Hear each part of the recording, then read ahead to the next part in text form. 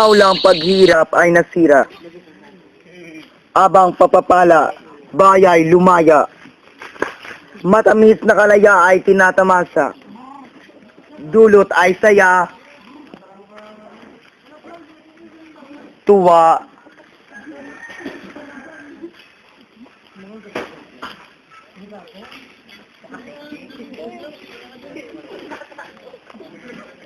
Matamis na ngiti at pag-asa. Dayong Kastila ay dumating. Dala nila'y kultura na sa ating luminlang. Ang hangad nila ay ang ating yaman.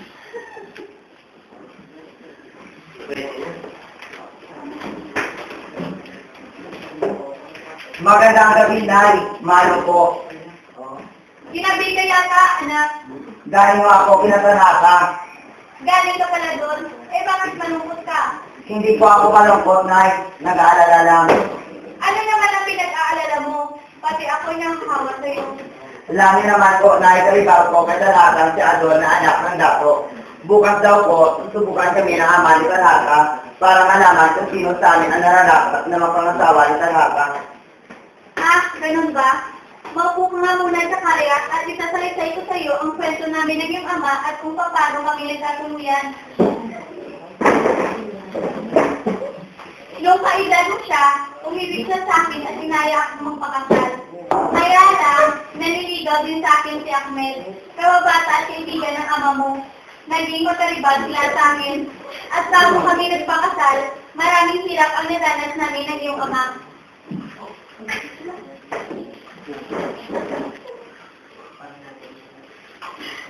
Ang pag-ibig ko'y parang bakal na babaluktot pero di nababalik. Ang pag-ibig ko naman ay parang bughaw na langit, nananatili, di nawawala. Di tulad sa'yo, anak ka ng baboy na duling. Haha, bughaw na langit? Huy, di laging bughaw ang langit. Paano kung gumabi na? Ah, bismillah, maganda ka pa sa palaka. Pero di ba't mas maganda ang babae sa gabi kaysa sa umaga? Ang mga mata niya ay makislap, ang mga labi niya mas mapula, mas mainit. Yun ay kung mahal ka niya. Mahal ako ni Merenisa. Huy, di pwedeng mahalin nun. Tanging para lang sa akin mga mata't bisig ang kagandahan ni Merenisa. Hay naku, 10 hangin ginawa. Sa hangin lang matutupad. Ikaw lang ang nagmamahal sa hangin. Dahil isa akong anak ng Kastila, kaya ako ang mas maraming alam sa pagmamahal. Bakit? Kaya bang pusugin ng isang mambubukid ang sikmura ng mag-asawa? Ang mga ari-arian ng aking ama ay kayang bumuhay sa isang pamilya. Puro ka ari-arian. Dapat ari-arian na lang ng ama mo ang pakasalan mo.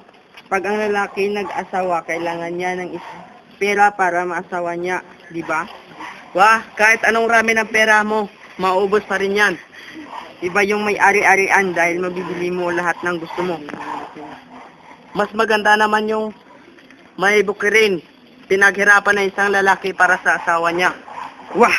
Bingin na ako sa mga ingay na yang dila mo. Di bale, karibal ko, hanggat may hangin, mananatiling sa akin ang puso ni Merenisa. Sa'yo nga, tingtiyak ng dila ko. Lumayas ka nga dito, luhang kabayo, baka masipa na kita. Subukan mong agawin siya sa akin dahil hirap ang awabutin mo. Merenisa, oh Merenisa, nabibiyak ang puso ko kapag namamasdan ko ang iyong malamlam na mga mata. Ang iyong bilugang mukha ay hugis magnoliang napakaganda. Ang iyong mga labi ay malapot sa lambot at sutla. Ha? Wala namang pulot sa labi ko ah. Ubod ka ng tamis. Oh Merenisa, nabibiyak ang puso ko kapag namamasdan ko ang iyong malamlam na mga mata. Tubang. Ang iyong bilugang mukha ay hugis magnoliang napakaganda. Ang iyong mga labi malalapot sa lambot na sutla. Ha? Wala namang pulot sa labi ko ah. Ubod ka ng tamis. Ubod ka ng sinungaling. Isa kang bulaklak na hagkan ko sa labi. Tubang. Isa kang makinang na mambobola. Tasmi, anong... Ikaw? Di ba sabi mo, mahal mo ko, hindi ba? Mas mahal kita ng 3 beses sa pagmamahal niya sa'yo. Wala yan, wala.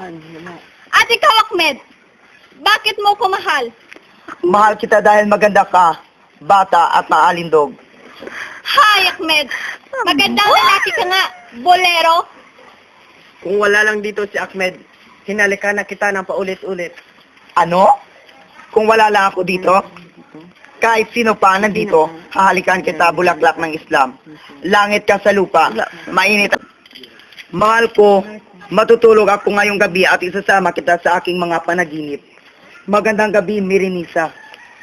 Alam mo, Tasme, gusto kita. Mainam sa lalaki yung medyo mahiyain. Pero maganda rin sa lalaki ang matipuno at matamis magsalita tulad ni Ahmed. Ang tunay na lalaki ay di natatakot halikan ng kanyang mahal kahit na may ibang tao pa. Anong klaseng lalaki ang takot magpakita ng pagmamahal? Tuod, hangal, siguro nga.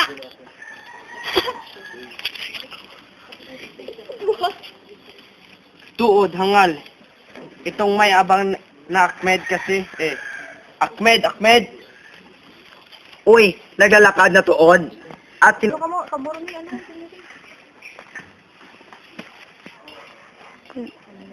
Di ka naman umuwi ah. para ano, liwanan kang anihin ang tinanim ko. Ayoko sa'yo. Pero gusto kita, kaibigang karibal. Bakit naman? Masaya ang laban pag nandyan ka. Dapat suntukin kita sa sinabi mong yan. Pero magagalit si Mirenisa pag ginawa mo yan. Kung magsalita ka, parang ikaw ang sinagot niya. Sasagutin niya ako at iiyak ka parang bata. Pag hindi ka tumigil, puputulin ko na ang dila mo para maging mas mabuti kang asawa. Maganda yung payo mo. Sige, mauna ka. Punong-puno na ako sa'yo. Makaalis na nga. Ako rin, sasabayan kita. Mas maganda magtalo sa daan. Hi, Ahmed. Di natin pwedeng parehong pakasalan si Mirenisa. Totoo yan. Kung mapapangasawa mo siya at mabuyuda ako, sakit sa ulo. Hayaan natin ang tatay niya, si Manguka ang mamili. Kung yan ang mabuti ito, sige, bahala ka. Hayaan natin bigyan tayo. Mirenisa! Nakita ba ninyong dalawang anak ko?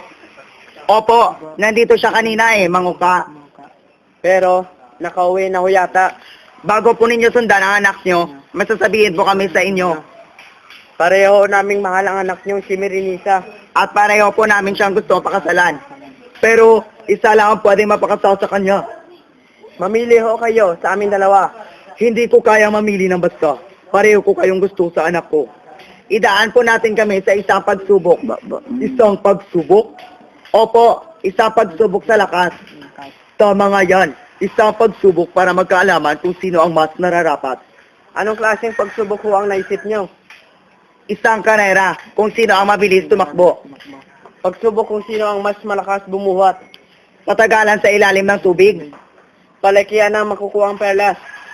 Dahil hindi kayo pareho ng estado sa buhay, sa isang laro ko kayo susubukan. Bumalik kayo rito bukas ng tanghali at sasabihin ko sa inyo kung ano ang pagsubok at kung paano nating malalaman kung sino ang magiging asawa ni Mirenisa. Okay, dahil pareho kayong magusto sa anak ko, maglalaro tayo ng aso't pusa. Palilibutan ng mga kasama ninyo si Mirenisa. Nang lalabas na si Mirenisa, diyan ang pagkakataon nyo habulin siya. Kung sino ang una makakadakip sa kanya, ang siya mag-aangkin ng puso ni Mirenisa. Maliwanag? Opo. Sa dalawa, tatlo.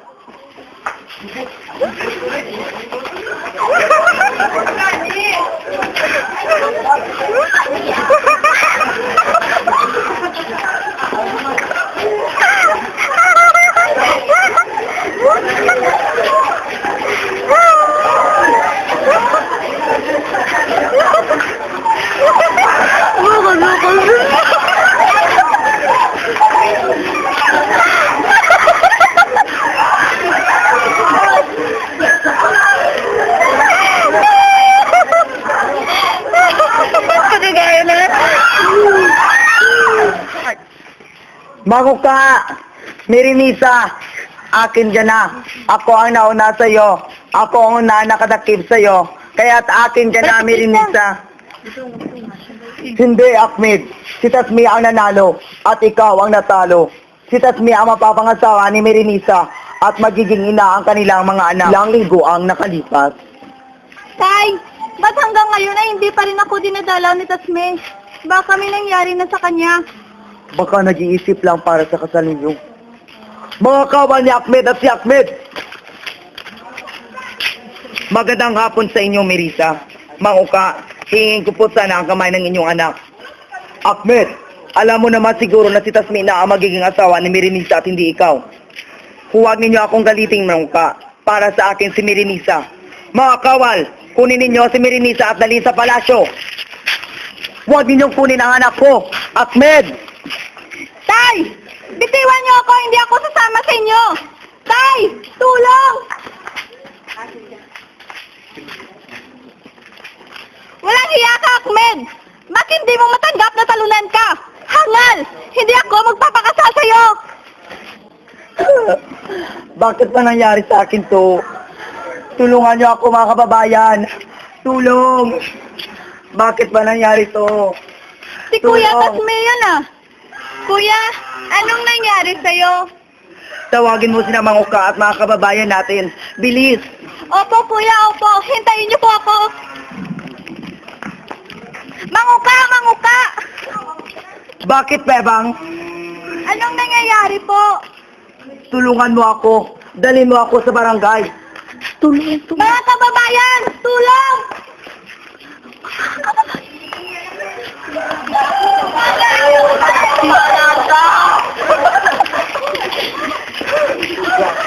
Tulungan natin si Oka.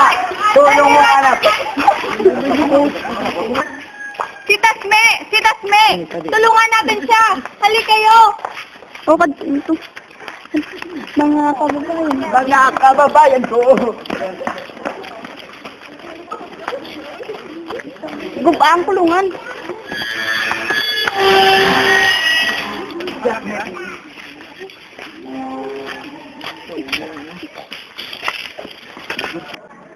Mirinisa, alam kong mahal mo ako. Kaya pumayag ka na magpakasal. Wala na si Tasmi. Anong ginawa mo sa mahal ko? Paano mga kawal? Mga kapatid!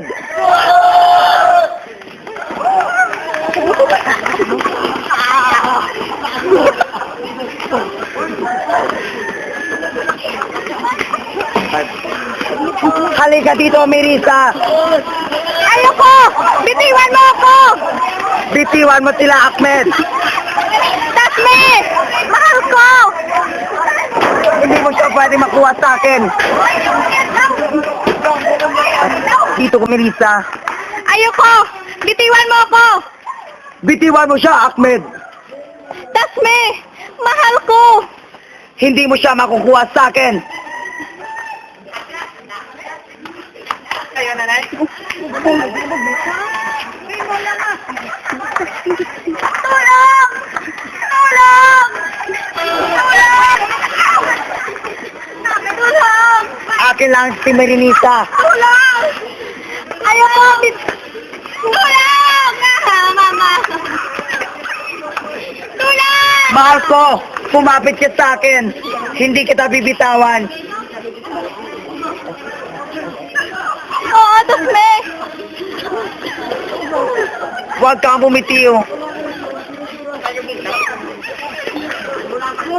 Ngala ng Ama, ng Anak, ng Espiritu Santo. Amen. Pwede na kayong maghalikan.